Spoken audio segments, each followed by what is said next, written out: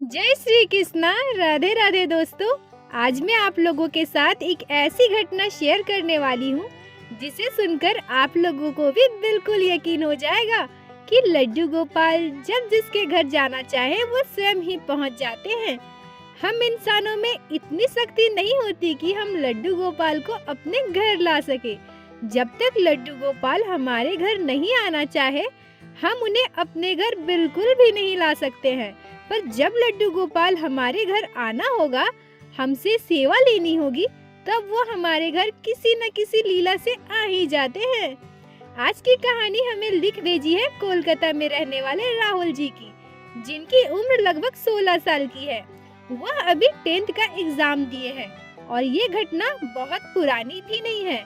ये घटना 2021 जुलाई की है। राहुल भाई कहते हैं कि एक रात मैं सो रहा था।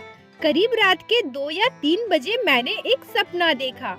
मेरे घर से कुछ ही दूर में 1 या 1.5 किलोमीटर के लगभग, जिधर मैं डेली ट्यूशन के लिए जाया करता था, उसी रास्ते में एक बड़ा तालाब पड़ता है और उसी तालाब के किनारे एक बड़ा सा बरगद का पेड़ भी है।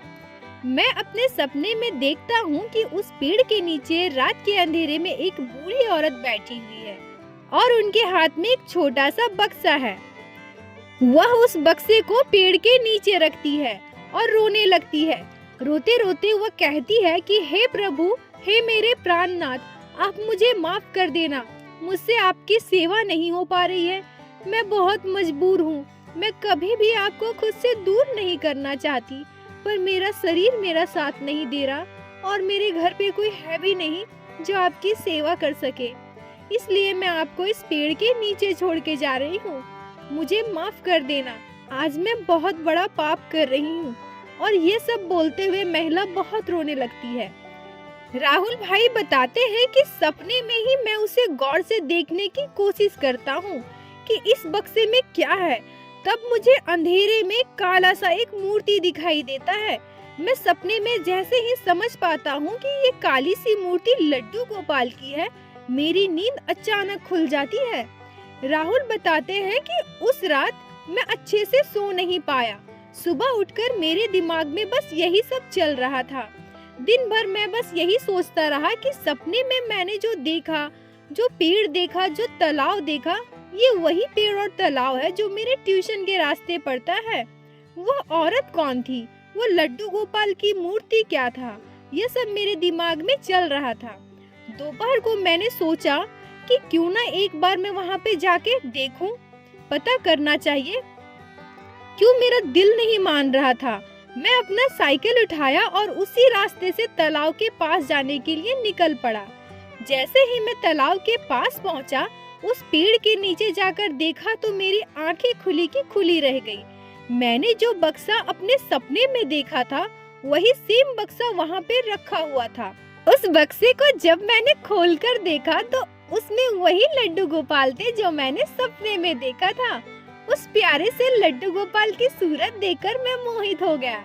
मैंने इससे पहले बहुत से लड्डू गोपाल देखे।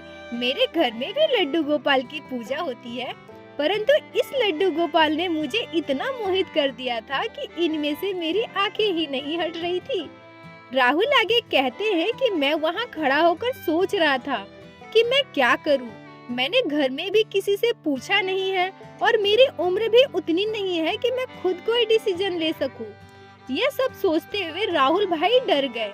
डर के मारे राहुल लड्डू गोपाल को बक्से में ही बंद करके छोड़ दिया और लड्डू गोपाल को बिना लिए वहां से वापस आ गए। पर उनका मन कहीं नहीं लग रहा था। राहुल भाई को हमेशा लड्डू गोपाल की फिक्र हो रही थी। उसके आगे वही लड्डू गोपाल का चेहरा घूम रहा था। वो समझ नहीं पा रहे थे कि ये सब क्या हो रहा है। उसी रात को बहुत जोर की बारिश हुई। सुबह जब राहुल उठे तो उनका दिल नहीं मान रहा था। वो सुबह उठकर सबसे पहले लड्डू गोपाल से मिलने उस पेड़ के नीचे चले गए। राहुल भाई कहते हैं कि जब मैं पेड़ के नीचे गया तो वो बक्सा अभी भी वहीं रखा हुआ था। लड्डू गोपाल बारिश में बिल्कुल भीग गए थे। उनके पूरे शरीर में कीचड़ लगा हुआ था। मैं मन ही मन सोचने लगा कि मेरी मम्मी अभी ऑफिस गई है। मैं घर में किसी से पूछा भी नहीं हूँ। मैं लड्डू गोपाल को अपने साथ कैसे ले जा सकता हूँ? अगर मैं इन्हें अपने साथ ले गया तो हो सकता है मम्मी पापा और दादी मुझ पर गुस्सा करे। ये सब सोचकर लड्डू गोपाल को फिर बिना लिए राहुल जी वापस आ गए। राहुल भाई कहते हैं कि उसी रात जब मैं सो रहा था तो मुझे उसी लड्डू गोपाल का फिर से सपना आया। मैं सपने में देखता हूँ कि लड्डू गोपाल कीचड़ में सने हुए हैं और उसी बक्से में बैठे हैं जैसा मैं देख कर आया हूँ। और लड्डू गोपाल मुझसे कहते हैं, भैया ओ भैया, आप मेरे साथ ऐसा कैसे कर सकते हैं? मैं यहाँ पानी में गीला हो गया हूँ और मेरे पूरे शरीर में कीचड़ लग गया है। मैं तो आपके साथ आपके घर आना चाहता था। मुझे कितनी भूख लगी है, आप मुझे यहाँ छोड़कर चले गए। राहुल भाई आगे कहते हैं कि मेरी नींद अचानक से खुल गई। मैं उठकर बिल्कुल बैठ गया। मन ही मन विचलित हो रहा था। मैं समझ नहीं पा रहा था कि मैं अब क्या करूं। अगले दिन होली का त्योहार था। मेरे घर में लड्डू गोपाल है तो होली का त्योहार बहुत ही धूमधाम से मनाया जाता है। लड्डू गोपाल की पूजा बहुत ही धूमधाम से होली वाले दिन मेरे घर पे होती है। होली के दिन सभी लोग पूजा पाठ में बिजी थे, पर राहुल का मन कहीं नहीं लग रहा था। राहुल भाई ने बिना कुछ सोचे समझे साइकिल उठाया और उसी पेड़ के नीचे तालाब के पास चले गए। राहुल भाई वहां जाकर बिना सोचे समझे लड्डू गोपाल को अपने साथ अपने घर लेकर आए। लड्डू गोपाल को घर लाकर वो सबसे पहले अपने दादी के पास गए और दादी को सारी बातें समझाई। दादी जी राहुल से कहती हैं कि लड्डू गोपाल तुमसे सेवा लेना चाहते हैं। लड्डू गोपाल तुम्हारे साथ हमारे घर आना चाहते थे। हमारे पास तो एक लड्डू गोपाल पहले से ही है। कोई बात नहीं, हम इनकी भी सेवा कर लेंगे। लड्डू गोपाल जब जिनके घर जाना चाहे उन्हीं के घर आते हैं। नहीं तो सोचो कि उस रास्ते से कितने लोग गुजरे होंगे। किसी की नजर क्यों नहीं पड़ी लड्डू गोपाल पर या उस बक्से पर? इसका मतलब ये है कि लड्डू गोपाल तुमसे सेवा लेना चाहते हैं। तुम जाओ, अपने हाथों से लड्डू गोपाल को स्नान करवा के मंदिर में स्थापित कर दो।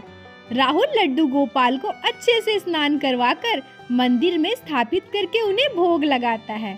थोड़ी देर के बाद जब राहुल की दादी यह बात राहुल के मम्मी को बताती है तो राहुल की मम्मी बहुत ही गुस्सा हो जाती है। वो राहुल से कहने लगती है कि तुम ऐसा क्यों किए? हमारे घर में पहले से एक लड्डू गोपाल है, हम उनकी सेवा करते हैं, तुम फिर से एक लड्डू गोपाल ले आए। राहुल कहते हैं कि मेरी मम्मी के गुस्सा से मैं बिल्कुल ही डर गया था, पर जब मेरी दादी ने मम्मी को समझाया तो मम्मी बिल्कुल शांत हो गई। उसके बाद शाम को मम्मी ने मुझे पैसे दिए और कहा, राहुल जाओ लड्डू गोपाल के लिए कुछ वस्त्र और उनके लिए कुछ गहने लेकर आओ। मैं बहुत खुश हो गया और मार्केट गया। मैं मार्केट से लड्डू गोपाल के लिए कुछ पोशाक और ज्वेलरी लेकर आई। अब लड्डू गोपाल को हमारे घर में 1 साल से ज्यादा हो गए हैं।